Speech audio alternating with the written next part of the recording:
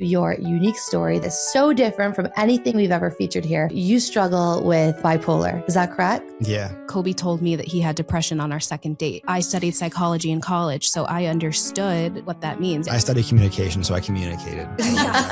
When did you start to notice a shift? Koby was like waking up and being like, hey, I can't really sleep. And then he kind of just started talking a lot. We were kind of laughing about it, but he was just really excited. And then he would come to me and say like, oh, I just bought like the coolest shoes online. He was buying things that he normally wouldn't buy. Remember I said I studied psychology. It kind of just clicked and I was like, oh my gosh, I think he's going manic. And so his psychiatrist put him on a specific bipolar medication because I guess this was his official diagnosis. But I don't think that either of us really wanted to accept it at this point. A year and a half passed and I had just given birth to our second child when Koby started experiencing symptoms again. Yeah, you stop taking your pills because you think you're getting better, but that's exactly when you should continue taking your pills. Koby was like waking me up, just like wanting to tell me I was things. like, Hashem just spoke to me. And like I believed it, like I literally felt like he did. I remember hysterically crying in bed being like, Koby, please go to sleep because you're acting crazy right now. This is really scary. The best way that I know how to describe it is basically like within a couple days, your spouse just like having Alzheimer's. Koby did say that he was Moshiach. I was saying Shema Yisrael at the top of my lungs. He really didn't get back to himself for like 8 months.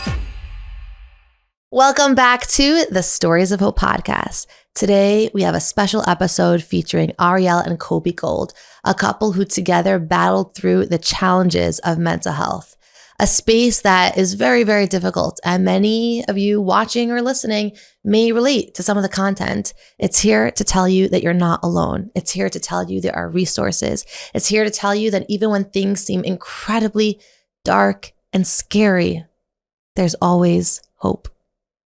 And of course, I want to thank our special sponsor, PZ Deals, because without you, we could not have this beautiful episode. Summer is upon us. It's on the brinks. I'm so excited. And you want the cabana, the grill, the ices, the clothing, the toys. You want that stereo. You want the right music. You want to be the place people want to go to. But things add up. Things are expensive. But not with PZ Deals, because with PZ Deals, you can let them know what you prefer with your filter. You can turn on your notifications apps that they let you know when those prices drop, all with the click of a button. So download the PZ Deals app, because with PZ Deals, you'll never pay full price again. Hi, I'm Tzipora Grodko, and this is the Stories of Hope podcast. This is really exciting. We have the pleasure of sitting here all the way from Israel with Ariel and Koby. This episode has been in the making for, I want to say, almost a year. We never know God's timing, but I'm pretty confident that it's perfect. And I'm so grateful to have you guys here today. Welcome. Thank you so much. Thanks for having us. It's pretty surreal. Pretty surreal. We're excited. Yeah. I'm so excited. So let's start by letting everyone know a little bit about who you both are. Can you give us a little sneak peek to the beginning of time, where you're from, a little bit about your background, and then we'll jump into your unique story that is so different from anything we've ever featured here on SOH. For sure. Yeah. I mean, I'll go ahead and start. My name is Koby. I'm originally from Cleveland, Ohio. Run of the mill, modern Orthodox Jew, went to, yeshiva day school. I got nothing else to that. I mean, my story gets more interesting later on, but, that's who I am. I'm passionate about, family, my kids, sports, all those sort of things, and living with my partner. So, thank God, life is good. Beautiful. Shout out to Cleveland, Ohio. Yeah, exactly. Exactly. Thank you, Koby. Ariel, give us a little sneak peek into who you are and where you're from. Yeah. So I'm from Oakland, California, which is not a classic place. It's near San Francisco, if people don't know where that is, Northern California. So I did not grow up religious. I became religious when I was 15 with NCSY when I came to Israel. And then I went to seminary, and I thought that I basically had the opportunity, because I didn't grow up religious, to read the Torah from more of an emotionally mature standpoint than someone who grows up with it. So I was able to read it, and from that I saw that the entire Tanakh is basically just us and trying to get to Israel. And I figured that, if I have the opportunity to live in Israel, I might as well do that. So I made Aliyah, went to college here, and in college we met. It's pretty good decision on our part. And I never thought of Tanakh that way. You're right. We're always fighting to get to Israel. And here you thought in the modern day world, I can do that. Yeah. Let me take those brave steps. In 2,000 years that we have Israel, and it's seriously a miracle. So 2,000. Yeah. Beautiful. Thanks for sharing. I also love what you said, that you had the opportunity to look at Tanakh from a fresh perspective, since you had no preconceived, I almost want to say like miseducation, that can maybe dilute the beauty that the Torah has to offer. And I want to encourage everyone, when it comes to Torah, when it comes to new opportunities, to try to approach it as if it's brand spanking new, untainted by any unfortunate messages or trauma that can get in the way of us accessing something beautiful. So instead of the Devar Torah that we're naturally probably going to go towards, because whenever I have anyone from Israel, nothing is pashut. Everything is like all the more spicy and exciting. Right. We're going to jump straight in. Let's do it. Let's go. Let's go. From what I understand, Yaakov, you struggle with bipolar. Is that correct? Yeah. 100%. And I know that today we're here to talk about your unique journey, the unique challenges that came with your journey. And no one is more of an expert on the challenges of this specific world than the two of you.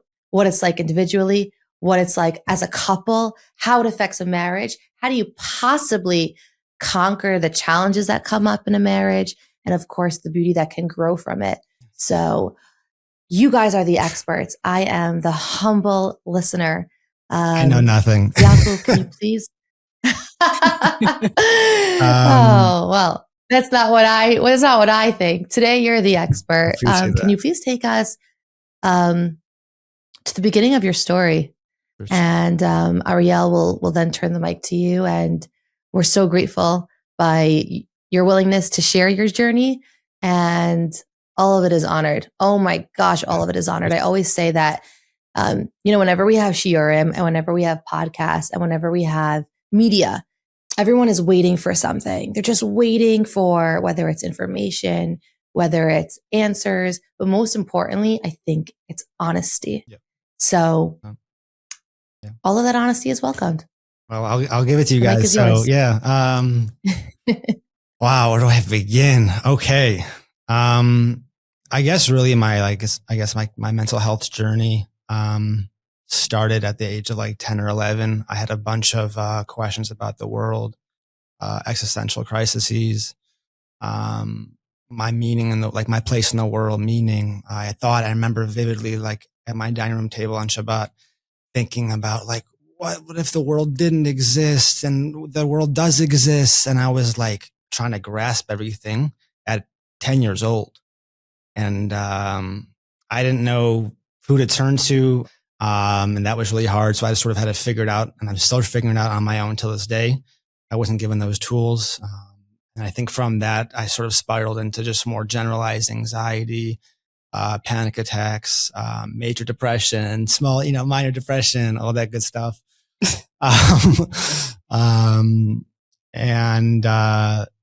Yeah, that was sort of like throughout, high school, yeshiva. I had a separate thing with my roommate. We didn't talk for about 7 to 8 months. He's from, my hometown, and I suggested going to this yeshiva with me. He didn't really like it, so he took it all out on me, spread rumors about me. We shared the same bunk bed for about 7 to 8 months, and we didn't talk. And I didn't look him in the eye, and I felt like I didn't want to be seen. And it was hard. It was really, really hard. Sort of that was my journey until bipolar, but we can get into bipolar, I guess, later. I think that for you, at least like what he's told me about like his roommate, it was kind of like going to yeshiva for him.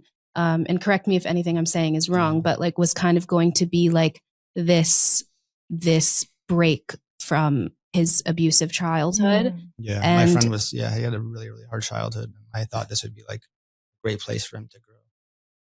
No, but I mean, from when you like finally got to yeshiva and you realized that you kind of had like also that like really uncomfortable emotional interaction there, it was like not a break. And I think that was also really hard for you. Yeah, 100%. It was also my first time like out of my house, like out of my childhood home.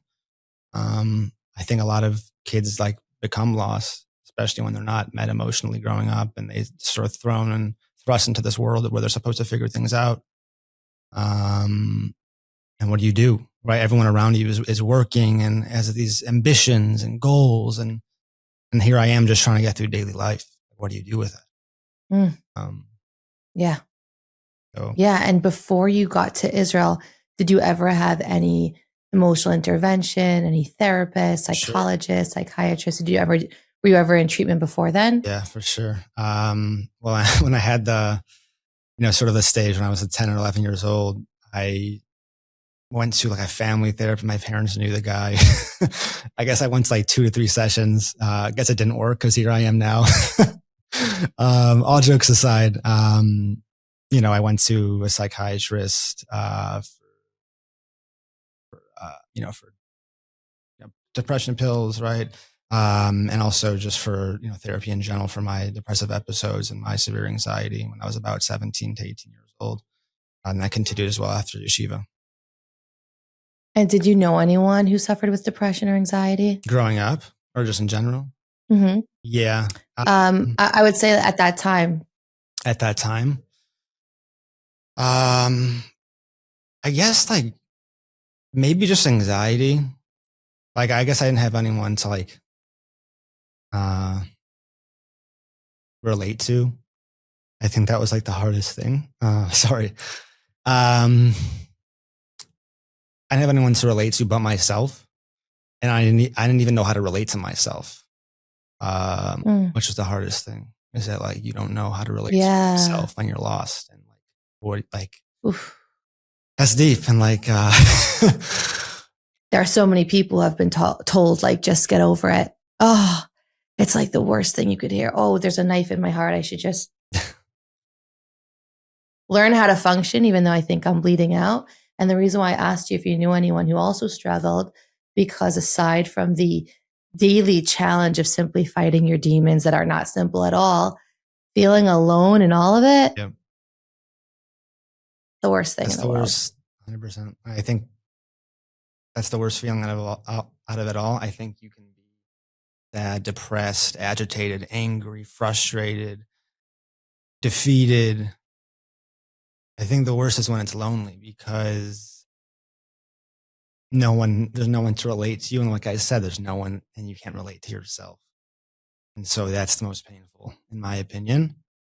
But I think that's part of the reason that you wanted to do this podcast, is because 100%. And like, listen, like there was times where I was like, I can't do this. And but then I was like, I need to do this for other people. I need to do this for myself, but really for other people, because it's, I think people are afraid to speak up. I think rightfully so, because people don't want to be vulnerable. I think I've been, I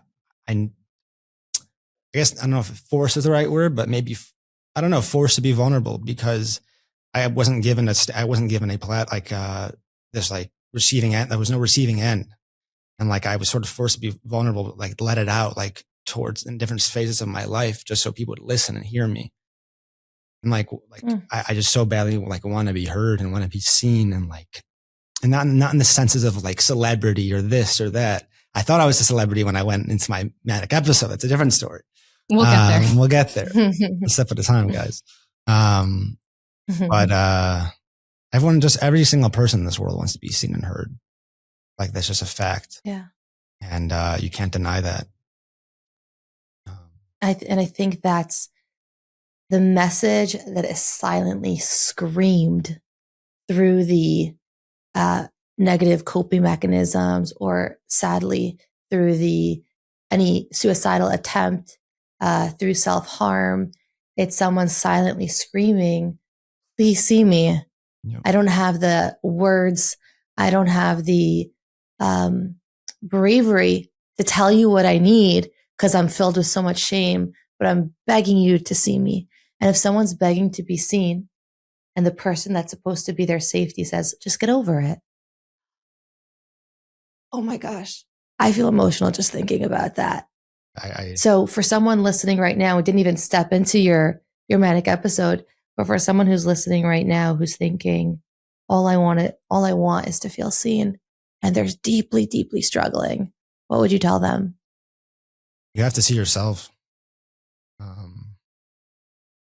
I feel like a lot of my life, and still to this day, that's gotten better to a certain extent. It's just depending on others' affirmations and praise, right? People pleasing, right? Like, this is just so you can be seen and be at peace, but like, it's not a true peace. A true peace is understanding like that you value yourself, you value I should take my own advice. I'm like saying all this stuff. I'm like, wow, like if only I can implement all this. I'm like, wow, who's this? Yeah, I know, right? This is a work in progress, it's baby. A work in progress. Exactly. So you gotta give yourself grace. I think that's part of mental health, and how like I just know that from when we first met, like Koby told me that he had depression on our second date. And I was like, listen, man, you gotta know. And yeah, he was so honest about it. And, you know, I studied psychology in college, so I understood, you know, what that means. I mean, I studied communication, so I communicated. So yeah. So great. Yeah. So he told me, and I just am so amazed and proud at how far he has grown. Like, I think that Koby's a really great example of showing from like how, first of all, how medication can change your life, and how don't go off your meds. Therapy is really, really important. And he's done amazing. She's been my biggest fan, superstar, and supporter. And the cliche as it sounds, I don't know how I could do without her, because you need a support system to get you through it. And she's gone above and beyond. So shout out to you. Yeah, shout out to you, Ariel. And I want to know, what was your initial response when Koby told you that he struggles with depression and anxiety at that time? Were you surprised? Did you suspect he did? Because that diagnosis, again, is something that people may think like, oh, it's obvious if someone struggles. And the reality is that someone can look like a poster kid, a poster girl, a CEO, a leader in the Jewish community, and it seems like everything is twinkly and they've got great character and personality and nobody knows. Yeah. So were you surprised? I was so surprised because Koby, like, I mean, although it was just one date, like we were friends before. So I knew him before, and he was the most positive, happy guy like I had ever met. And when he told me that, I was like, what do you mean? Like, maybe he's just making this up, because it didn't actually sound like he was hurting at all.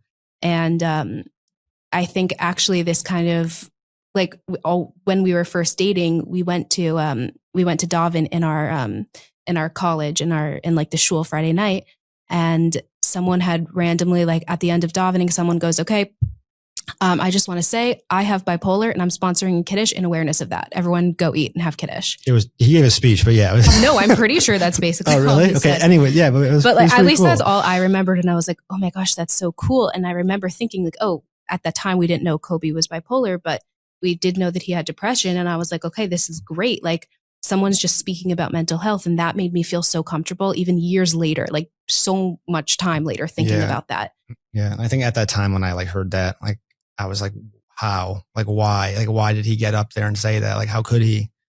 It was just mind blown. And like the fact that I'm doing this today, I feel like I'm like, all right. And like, you're doing it too. And like, you got this. So it's pretty cool. Did you, oh my gosh, you should feel so proud. I mean, we barely even started, but I'm in awe of the two of you. I mean, to be in a position where you once felt alone and now you're trying to be a source of strength for all those who feel alone is wild. It's so wild. We're really blessed to get the opportunity to do that. So thank you. You became the opportunity. You became the opportunity because of all the work that the two of you have done. And it's so interesting because I always love looking at the parallel in Tanakh, and we learn about our leaders when it says like, and they were downtrodden. I feel like downtrodden, I don't know, forgive me if I'm wrong, we could chat GBT it. I feel like that's like a deep state of sadness and Keilu depression. Like these experiences come from our roots. And I just, it's not comfort and simplicity that leads to leadership. And it's the foundation of our podcast. I mean, I sometimes think like, why didn't I start a podcast on something like light and funny and like Dovey Newberger it out? Like everyone just wants to laugh. Like life is tough. Everyone just wants to laugh. Like, what am I doing? And then I remember it's we're having the unsaid conversations to do exactly what you wish you had. Yeah. It cannot happen without people like the two of you. Yeah. One of the reasons why you're here is because I received emails and messages of people begging me, hey, Tzipora, please, can you feature a couple where a spouse struggles with bipolar, where a spouse had a manic episode? I feel so alone. Can you please feature someone? Wow, would you come on? No, we can't. But can you feature someone else? We always want someone else to do the job. And you are the someone else. And I'm so grateful. So again, I need to curb my enthusiasm. We'll be right back to our episode. But first, I want to remind you that giving tzedakah has never been easier in the history of mankind.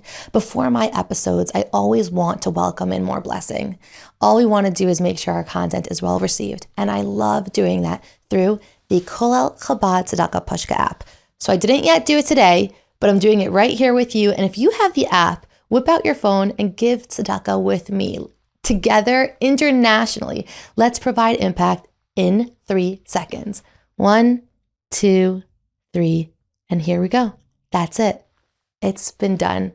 Download the Kolel Chabad Tzedakah Pushka app today and create unimaginable impact with the click of a button. We'll turn to you, Ariel.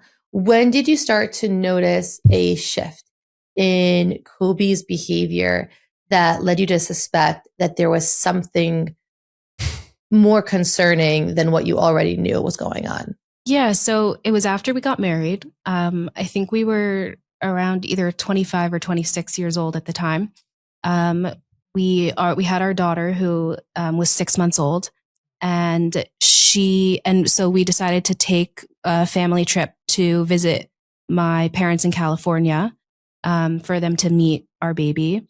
And also at the same time, it was kind of going to be like the perfect trip because Koby at the time was working for a company in the US and he had a conference in Phoenix. So it was just going to be an hour flight. And it was going to be the perfect trip. Supposed to be chill. So we get to California and, he seems like really excited.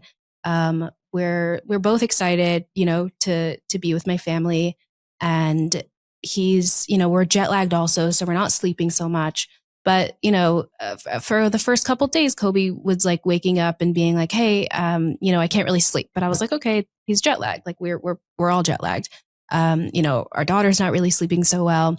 And then he kind of just started talking a lot, and it wasn't anything that was like, he wasn't saying anything at the time that was concerning. It was just a lot of talking. And I was like, okay, yeah, sure. Like, do you want to take a break? Like, do you want to like go on a walk, or do you want to like, I don't know, like, but he didn't. And we were kind of laughing about it, but he was just really excited.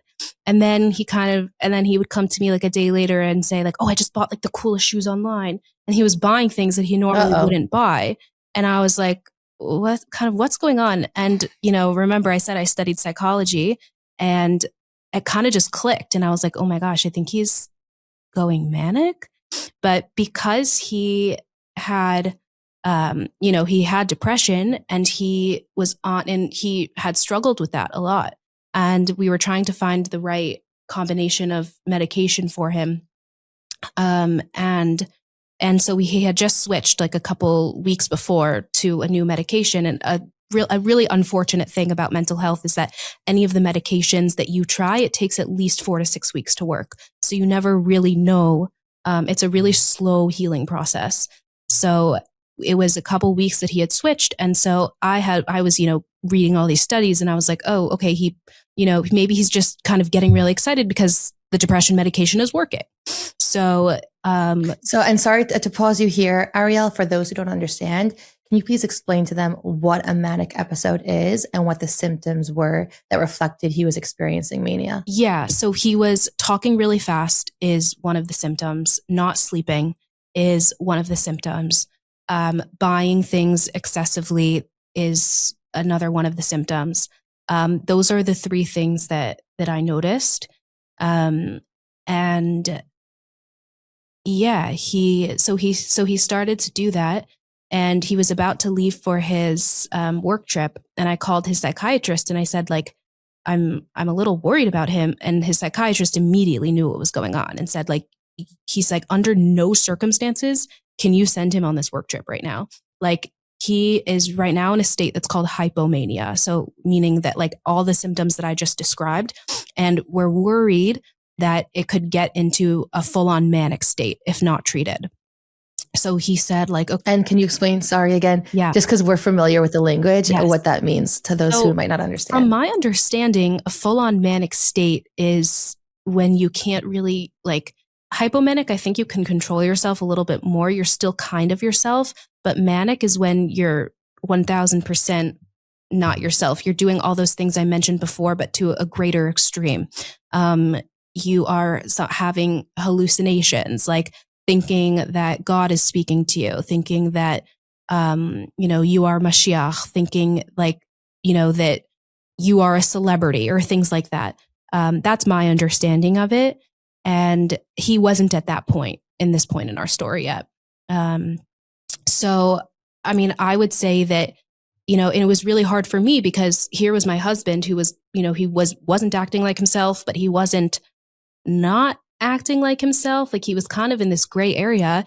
And who am I to tell you, like, you can't go on your work trip? Like, it was the psychiatrist who said it, but Koby was like, no, I'm really fine. Like, I'm just excited. And about like the situation, you were like, okay, it's fine. Yeah, we like, just don't overthink it. Yeah, like and Koby was like, no, Ariel, I'm serious. Like, I'm really fine. And I think it's really hard for the spouse of someone like this because it's kind of like, you want to trust your partner, but also you have to make decisions for them. It's a really weird line. So I ended up, I think that Hashem seriously performed an open miracle. And, Sure. Koby was like, okay, I'm just going to go on my work trip. So I didn't even tell the psychiatrist. And this was a huge mistake. Do not practice what we did. And Koby went on his work trip. And from what I understand, thank God it was okay because he didn't go fully manic, but he came back. He was on, he had medication to calm him down. Yeah. But really, so that was the first time that we understood that, like, something is off. And so his psychiatrist put him on a specific bipolar medication because you're diagnosed with bipolar once you have only just one episode of hypomania or mania. And I guess this was his official diagnosis. But I don't think that either of us really wanted to accept it at this point. I think we just thought it was a side effect of his medication. And really he's fine. Because, like, we're young. Like, what could really go wrong? Like, you can't really be that out of your mind, like, at 25. Yeah. Wow. And while this is going on for you, Ariel, Koby, can you please describe your experience? Because your experience is super unique since maybe you had no sense of ownership that anything was unusual. Yeah. Now it's like hindsight, but at that time, what was your experience like for you?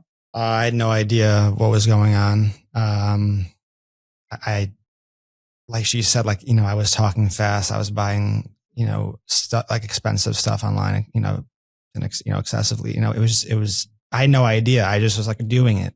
It was just sort of like, I was like on autopilot. Like, I feel like that's the best way to describe it. You're sort of just. It felt normal to you? Yeah.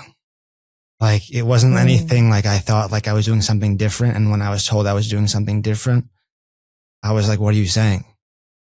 And like, I just couldn't comprehend that anything was wrong with me.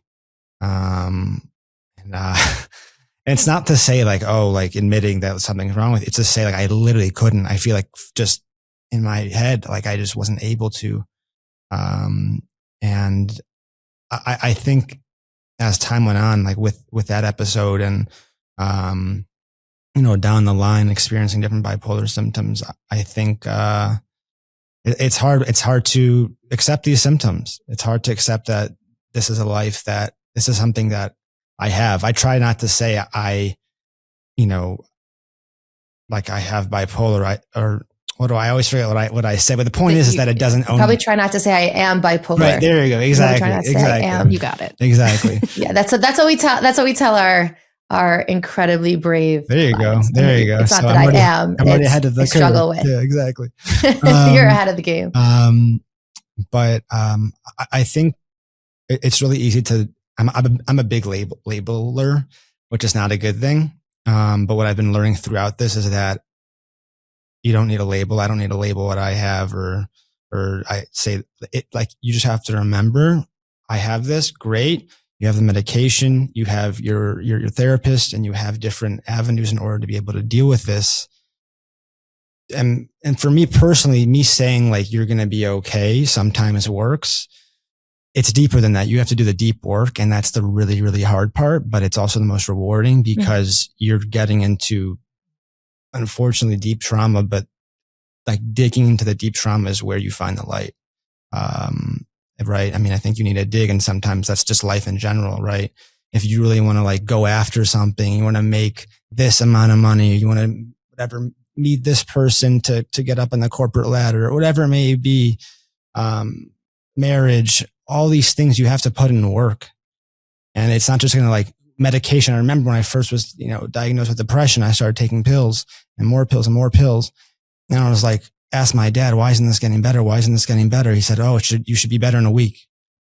And like a week passed, I was like, what's going on? Why am I not feeling better? And I was like, dependent on that pill fixing me. And once it didn't fix me, I was like, oh my God, who am I?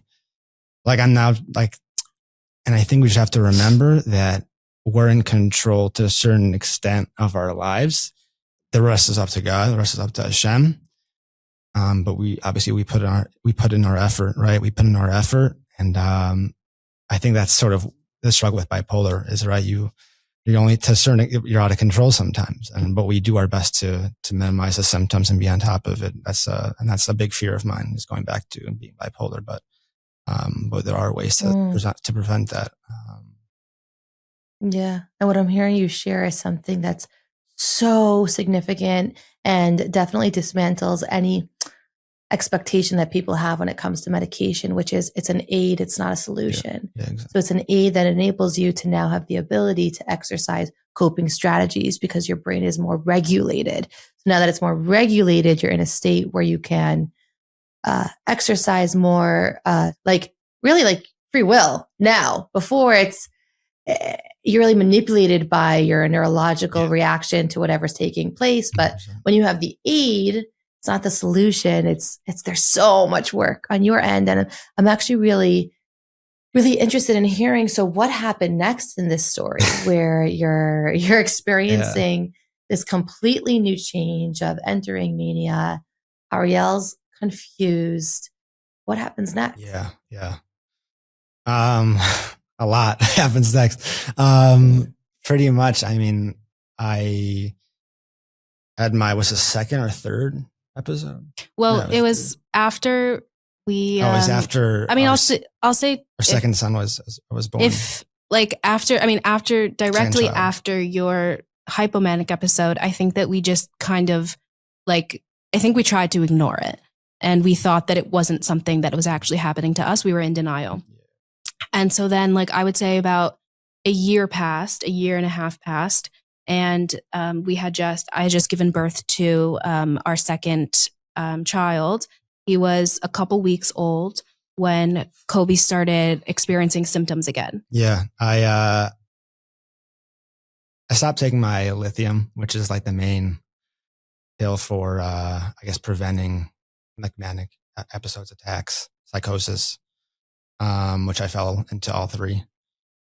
mania, all those, because I didn't, take my lithium. I thought I was getting better, but of course, this is what happens, right? You stop taking your pills because you think you're getting better, but that's exactly when you should continue taking your pills. I learned that lesson the hard way. I'm sorry. Do you mind can you repeat that again? Because it's so important. Yeah, 100%. A lot of people think that once you start to feel better, you can wean off, you can stop taking your pills, everything's beautiful. That's exactly when you should continue to keep taking them. Do not stop. Don't listen to your psychiatrist, listen to your therapist. Just trust the process. Yeah. His doctors always say that like the worst part about medication is that they work too well. Yeah. Yeah. So, yeah. And I have so much compassion for that instinct of I'm better. Like I'll go off of them because there's humility involved in taking medication. So I have compassion, and what you shared is just also so important for people to know. Yeah. So totally. Yeah. If anyone needs to take something away from this episode, it's take your meds. Yeah. Like honestly, don't play. We'll be right back to our episode, but first I want to tell you about something so interesting that just came to my plate. We know that navigating shidduchim, dating, is difficult, and it could also be such a disorganized process. Sometimes someone may find themselves dating for so long that they don't even remember who they dated, or if they said no, why they did that. In addition, you can have notes everywhere on the back of receipts, on the back of papers, in a section on your phone that you cannot find. And right now, I'm going to make your life so much easier. With Resunize, it's a streamlined platform that is detailed and simple to use. No more trying to figure out where you wrote something down. With Resunize, you can clearly save resumes. You can write how you felt after the date or about the person. You can detail whether they were for you or not and write down why. It simplifies the whole process and has it so organized so that you never have to be confused. You never have to feel distressed, and you can make better decisions in a clearer way, which is what we all want. If you are a matchmaker, this is a fantastic tool. If you're a parent, this is a fantastic tool. And if you are single, yup, you took the words out of my mouth. It just makes the whole process, which is a hard process, a lot easier. So anything that can help is something that I would love to be involved in. So learn more details at resunize.com or find the link in the show notes below. In all seriousness, I think, there's what led me to, essentially I wasn't sleeping for 2 nights, 3 nights. Yeah. And I not at all. I think it was 36 or 48 hours, zero sleep. Yeah. And our son was 6 months. No, he was 3 weeks old at the time. Yeah. And so I was up feeding him in the middle of the night, and then I would go to bed finally, the 1 hour I had in between feeds, and Koby was waking me up, just wanting to tell me things. I was like, Ariel, I just Hashem just spoke to me. And I believed it, I literally felt like he did at the time. That was the episode. And I was like, what do you mean? I'm like, Koby, I just finished feeding our son. I'm trying to sleep. What are you trying to tell me? And I remember that I was I think I was in denial at the beginning still. And I was just trying to rationalize with him. I was like, I can rationalize. And I remember hysterically crying in bed being like, Koby, please go to sleep. Please, if you love me, please go to sleep because you're acting crazy right now. And I need you to stop because this is really scary. Please.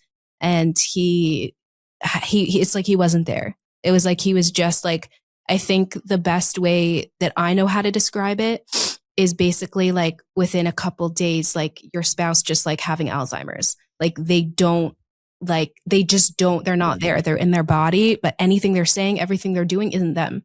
And it was really, really scary and really hard to just comprehend that. Yeah. I mean, I can't imagine. I mean, still to this day, I can't imagine what she went through, and we still try to process, with each other. But with, I think, I guess I'll move forward to the psych ward. Essentially that night, Ariel said, listen, if you're not going to be, if you don't go back to sleep by the time I get home after dropping the kids off, then I'm taking you to the hospital. So I didn't even try to go to sleep. I packed my bags. I was like, I'm ready. Let's go. Were you, sorry to interrupt you, were you cognizant that you were having an episode? No. Because it sounds like you were willing to go to the hospital. No, what made you? I wasn't even aware. How were you willing to pack your bags to go to the hospital? I wasn't even aware anything was wrong. I think I just maybe I knew something maybe, I don't know. I never thought about that. I was just ready. I was like, maybe I should I don't know. I need to get fixed. I don't know what it was. I just, obviously, not obvious, I knew something was up, I guess. I don't know. But. And if I may, you got to let us know. Did Hashem tell you anything good? Yeah, I know. Well, he did say, I'll tell, Koby did say that he was Moshiach, which is actually a really interesting part about going crazy in Israel versus America, because in America, everyone thinks that they're God, but in Israel, they think that they're Moshiach. So it was a very common thing. And when I was talking a lot with our therapist throughout this whole thing, and his therapist was like, his therapist called me and was like, Ariel, I have to congratulate you. You're the wife of Moshiach.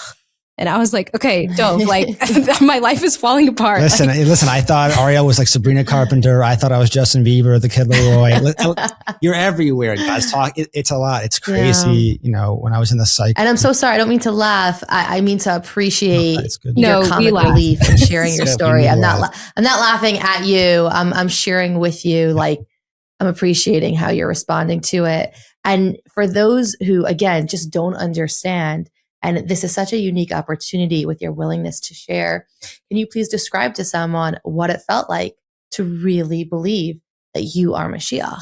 Do you remember viscerally what that felt like? Yeah. Are you okay? Are you comfortable tapping back into that? For sure.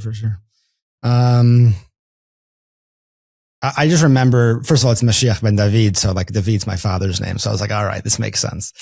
I was like, all right, this is being rational. Every different type of code, whatever it is. I was connecting the dots. It felt surreal. You felt like you're on top of the world, like you're going to save the world. And I think I just so badly wanted it.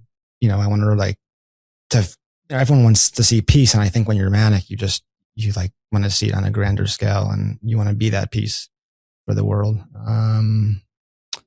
But in the psych ward, in the closed psych ward, I was saying Shema Yisrael as loud at the top of my lungs, and I screaming, it hurt my throat, and because I thought that would get me out of the psych ward, out of pain, and I thought Shema Yisrael was sort of my peace.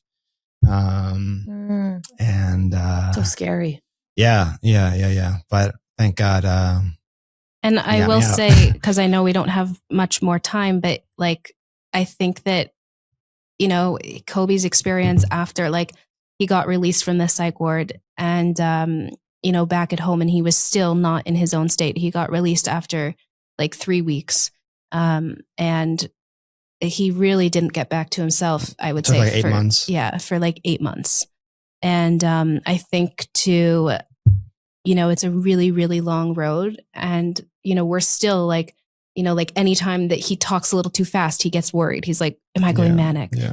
Or so it's still it's a lot of trauma. It's just, a lot of checking the symptoms. Why am I not tired? Why am I being too happy right now? I need to limit my happiness. But I think it's a work in progress, and I've definitely made strides, and as we all do, and that we all can.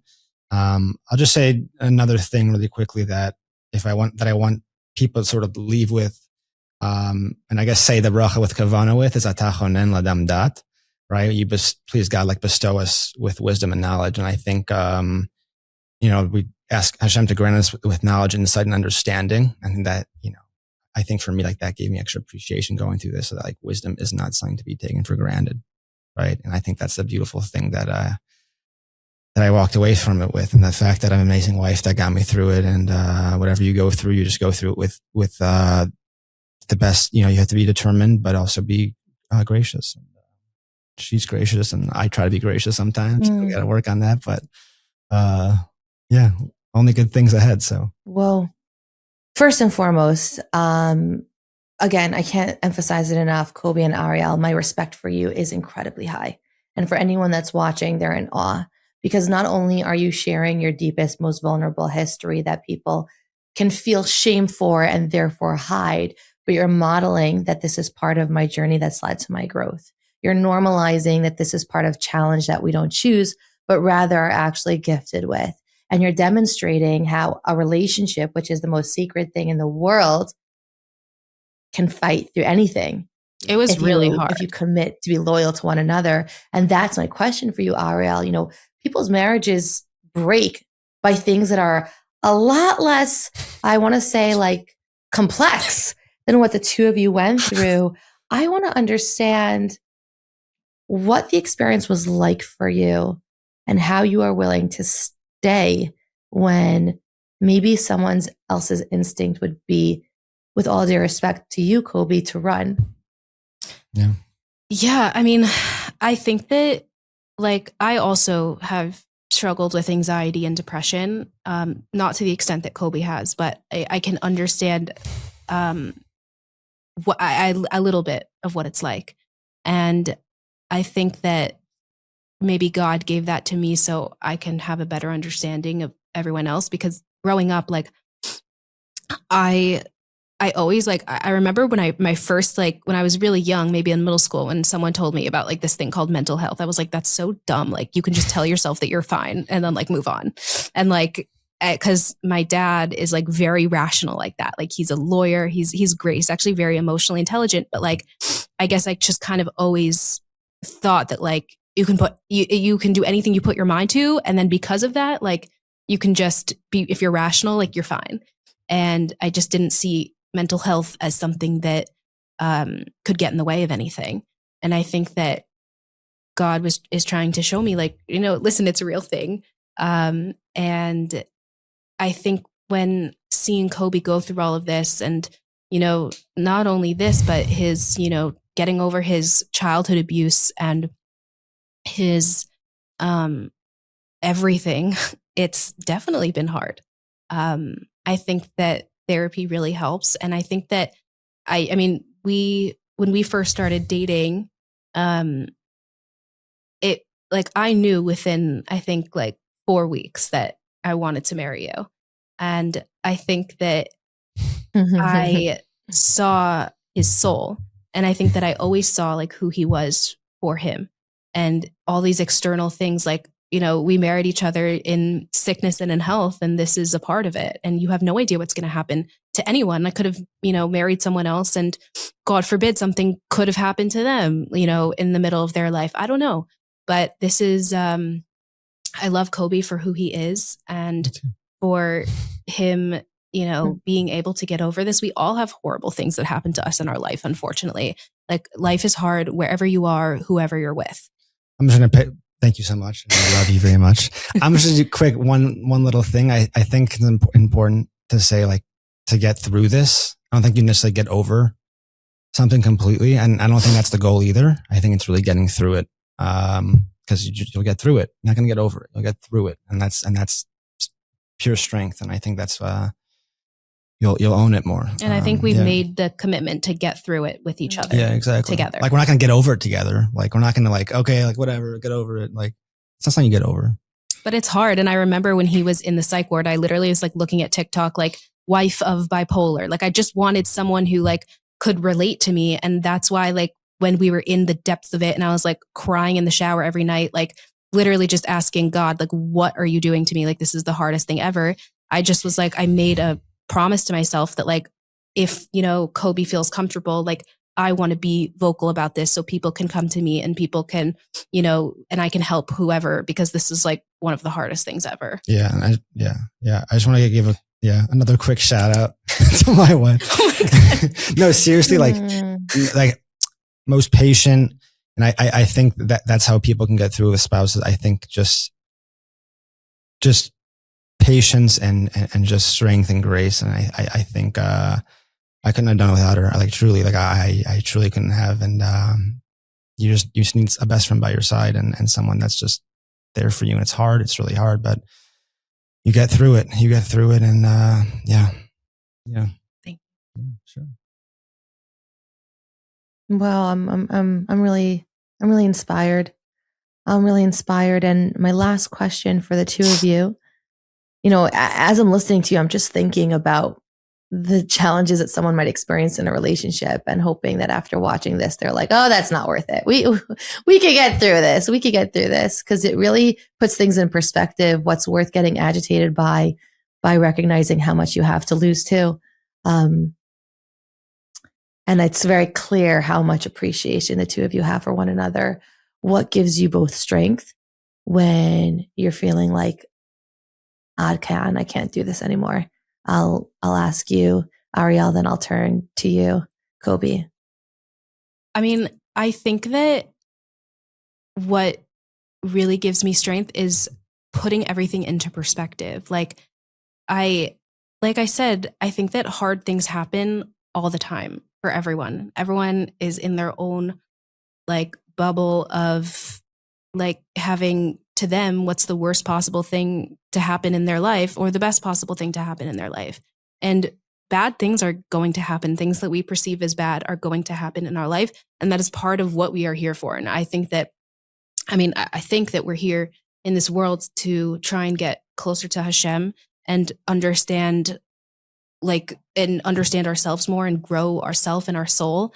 And I think that as hard as this was, like, you really, really see God in these times. Like, I could right now just be, I could be fine right now, but then God and I could say, oh, thank you, Hashem, for this, amazing snack or this amazing, job that I got. But until I'm really in such a deep, dark hole, you can't talk to Hashem in the same way.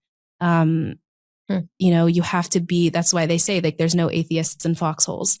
And I think that you just see Hashem on such a different level. And I think that knowing that just, gives me strength that I can get closer to Hashem during this. Oof. Beautiful. Beautiful. That's like if you were reading Tanakh and then they're like, and Rashi says that what she meant by that is, I have to like meditate on what you just said. Ooh, using, what I'm hearing is identifying that what I have is a means to connect to God. And I can't get through what I have unless I'm constantly connected to God. Because with God, there's purpose. Exactly. And without him, nothing seems to make sense. 1000%. Beautiful. Thank you. That's gorgeous. Koby, Sure. What would you say? What gives me strength? Listen, I think, right, life gets tough. I think there's nothing you can do about the fact, right? It's just about, obviously the response. But I think what gives me strength is my family, my kids.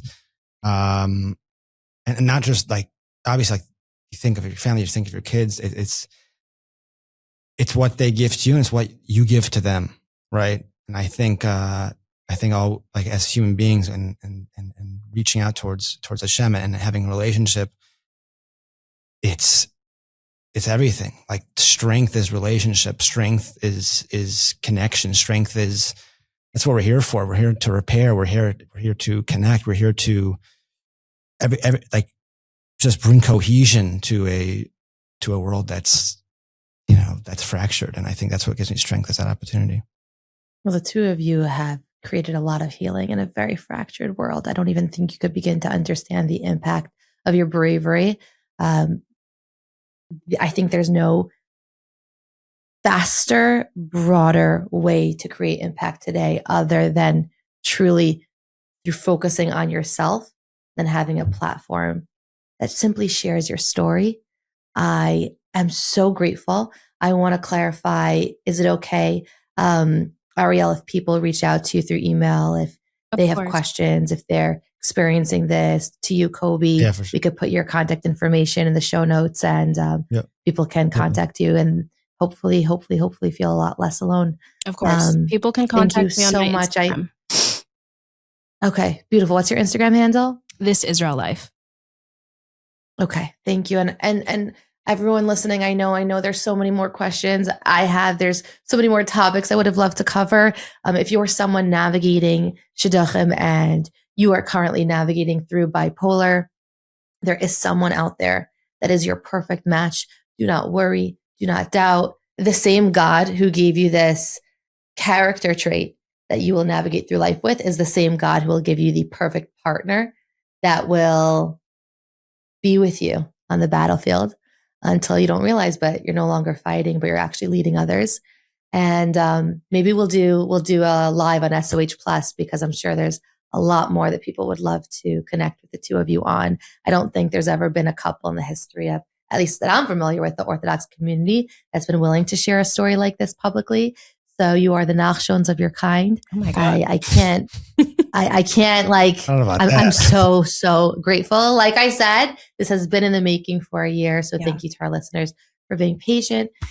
Thank you to the two of you for being brave. I know this is the beginning of more, and thanks for being here. I know you have to go. So thank you to you. I'm just going to be respectful to that. Thank you so much. Keep up the good work. You're doing amazing. Thank you. Thank you. Once again, I want to give a very, very grateful thank you to Koby and Ariel.